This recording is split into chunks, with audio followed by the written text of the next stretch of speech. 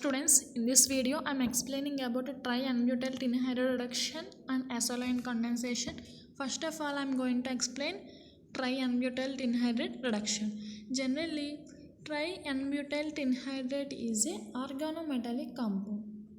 So it follows free radical mechanism. This reduction takes place in the presence of light or heat or AIBN.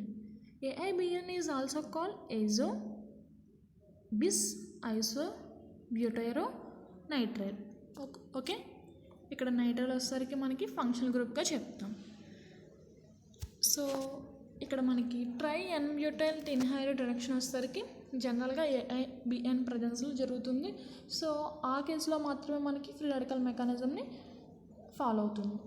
ఇక్కడ మనకి టిన్కి హైడ్రోజన్కి మధ్య bond formation చూసారుగా. This is a week bond because compared to tin, hydrogen is a very less electronegativity atom, so the electron pair shifts towards tin because tin is a most electronegativity atom compared to hydrogen. This bond breaks takes place in the presence of AIBN.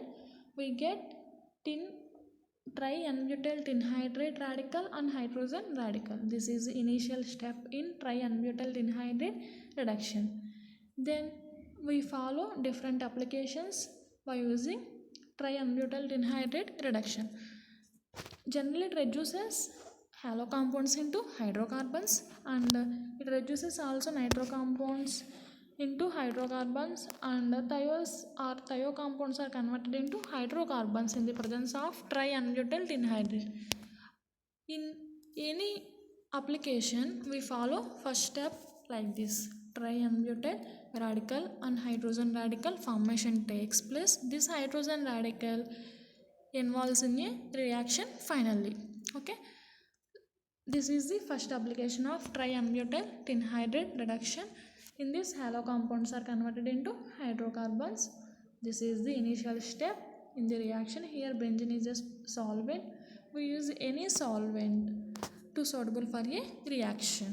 Okay, next ఇక్కడ మీకు hollow కాంపౌండ్స్ని తీసుకున్నాం కదమ్మా. Halo compounds easily converted into hydrocarbons. So ఈ bond అనేది break అయితే కనుక we get R radical and X radical, that is halogen radical. This halogen radical replaced with this hydrogen radical we get hydrocarbon. అలా మీరు ఫైనల్గా దేనికి apply చేసినా కానీ halo compounds are converted into hydrocarbons. In this case we have two halogens, that is fluorine and chlorine.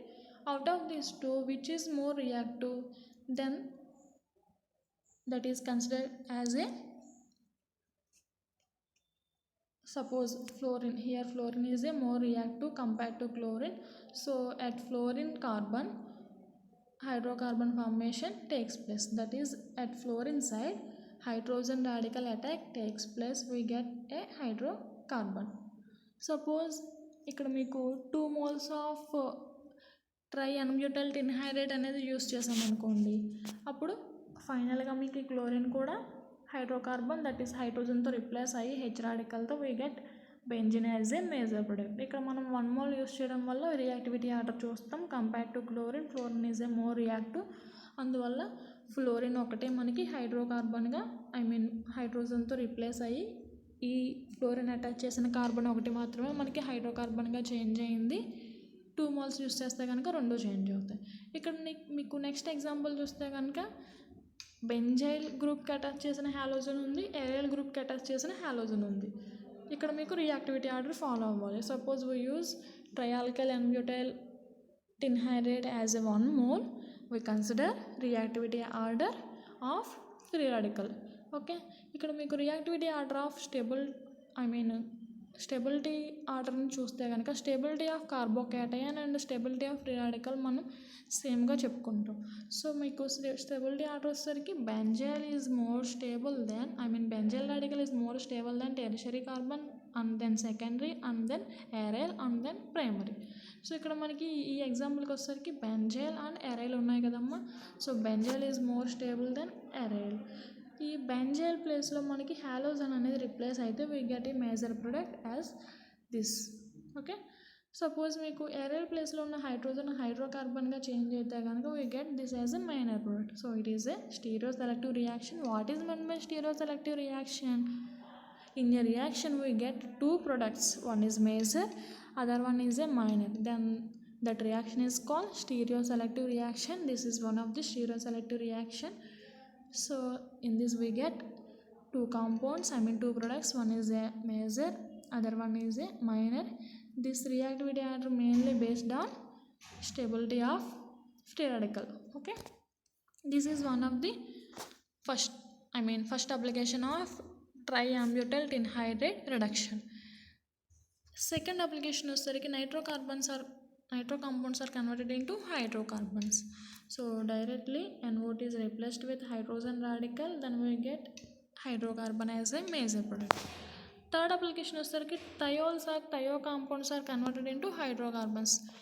This is general structure of thiol or SH. ఇక్కడ మీకు SH ప్లేస్లో hydrogen రాడికల్తో రిప్లేస్ అయితే we get RH.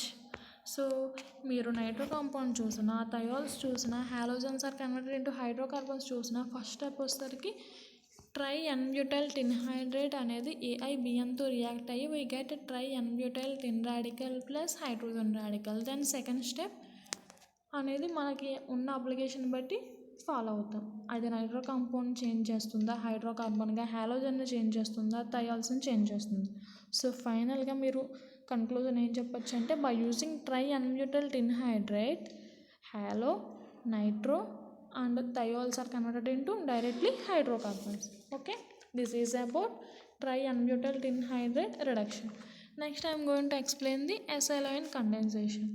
Generally this is the category comes under reductions dissolving metals.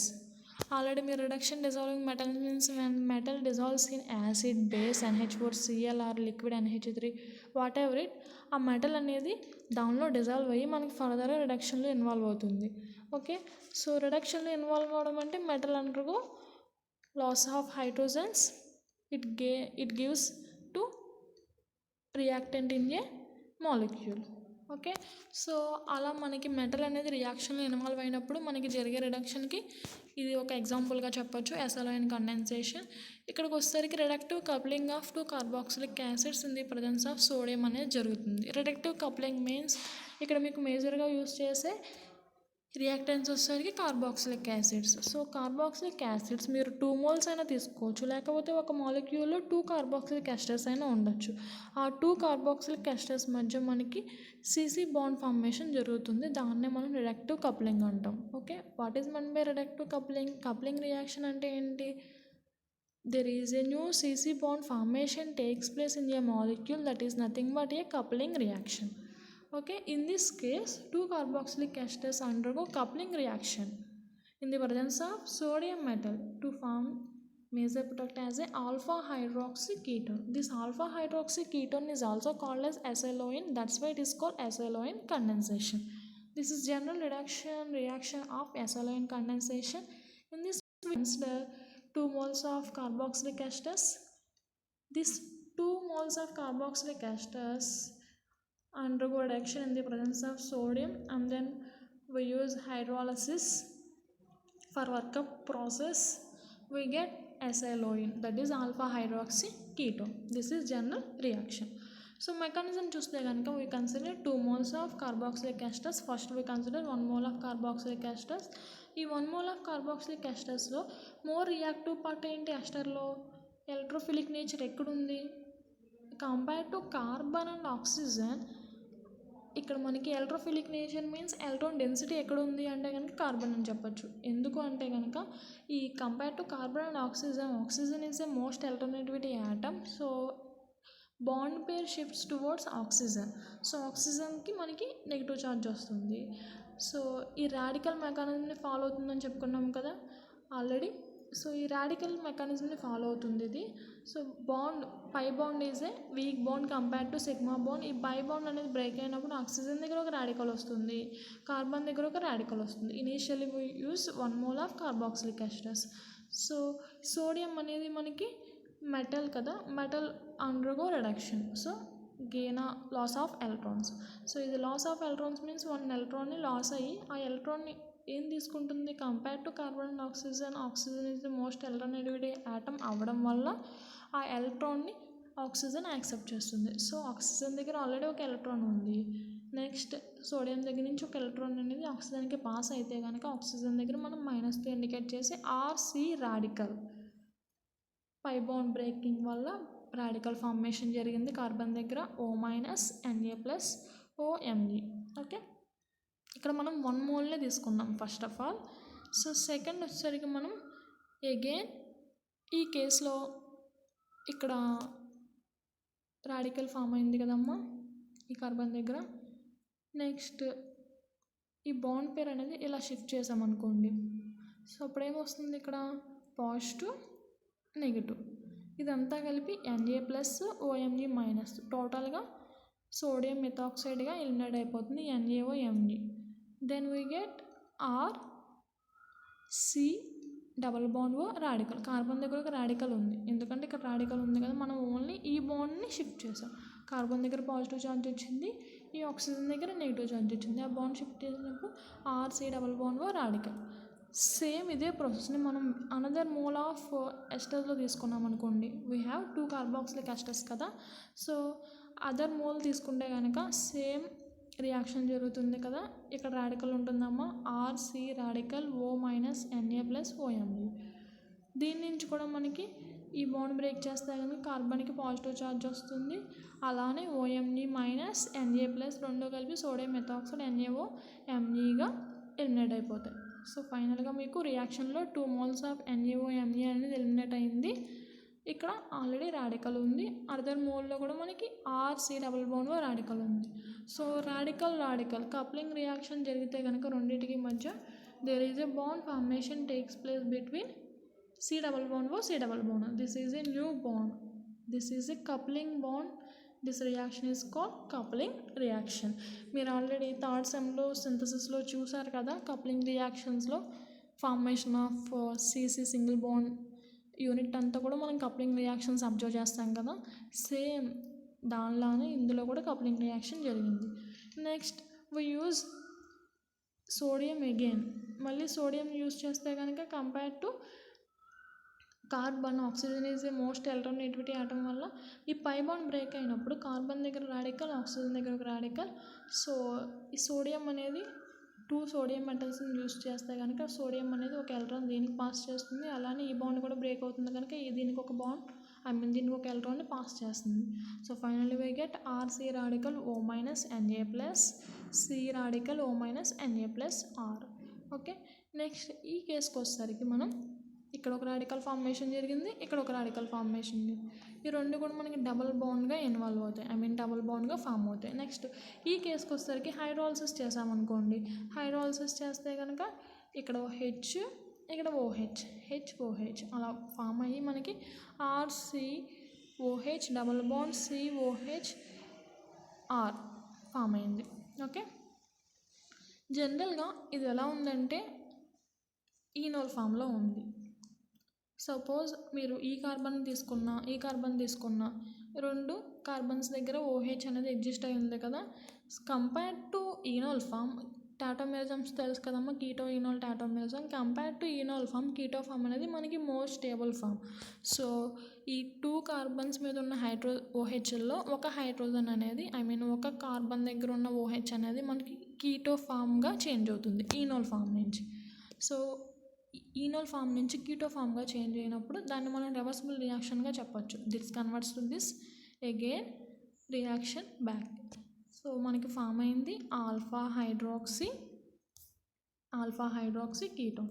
ఈ alpha hydroxy కీటోన్ని మనం acyloin అంటాం. Okay, this is the mechanism of acyloin condensation. Next applications చూస్తే కనుక ఫైనల్గా మీరు 2 మోల్స్ ఆఫ్ కార్బాక్సిలిక్ ఎస్టర్స్ ఉండాలి, లేకపోతే కనుక ఒకే మాలిక్యూల్లో 2 ఎస్టర్ గ్రూప్స్ అయినా ప్రజెంట్ అయి ఉంటాయి. సో ఆ ఎస్టర్ గ్రూప్స్లో ఇది సిమెట్రిక్ కనుక మీకు ఎక్కడ తీసుకున్నా కానీ ఒక కార్బన్ దగ్గర OH డబల్ బాండ్ అనేది ఫామ్ అవుతుంది, ఇంకో కార్బన్ దగ్గర OH అనేది ఫామ్ అవుతుంది. So alpha hydroxy ketone SiO formation జరిగింది. మీరు ఇక్కడ ఫైనల్గా అబ్జర్వ్ చేయాల్సింది అంటే నెంబరింగ్, కార్బన్స్ యొక్క నెంబర్ అనేది చేంజ్ అవ్వదు. సపోజ్ 1 2 3 4 5 6 కార్బన్స్ ఉన్నాయి. ఈ రెండింటికి మధ్య న్యూ CC బాండ్ ఫార్మేషన్ జరుగుతుంది. అలానే దాంతోపాటుగా ఆల్ఫా ప్లేస్లో హైడ్రాక్సీ గ్రూప్ అటాక్ అవుతుంది. కీటోన్ అనేది మేజర్ ఫంక్షన్ గ్రూప్ అవుతుంది. అదే మేజర్ రియాక్షన్. ఇక్కడ చూస్తే కనుక ఇక్కడ కూడా 2 ester groups carboxylic esters present అయి ఉన్నాయి. This reaction takes place in the presence of sodium and H3O+ for workup purpose.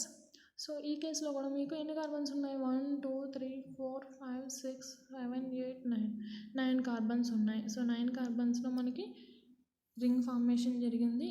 9 carbons ఉన్న రింగ్ ఫార్మేషన్ జరిగాక ఆల్ఫా ప్లేస్లో మనకి OH గ్రూప్ అటాక్ అయ్యింది. అలానే బీటా ప్లేస్లో ఫంక్షనల్ గ్రూప్ వచ్చేసరికి C double bond O. Okay, అలానే this is also other application for SiO condensation. In this we have 7 carbons. We get 7 carbons as a ring. Okay, this is about SiO condensation.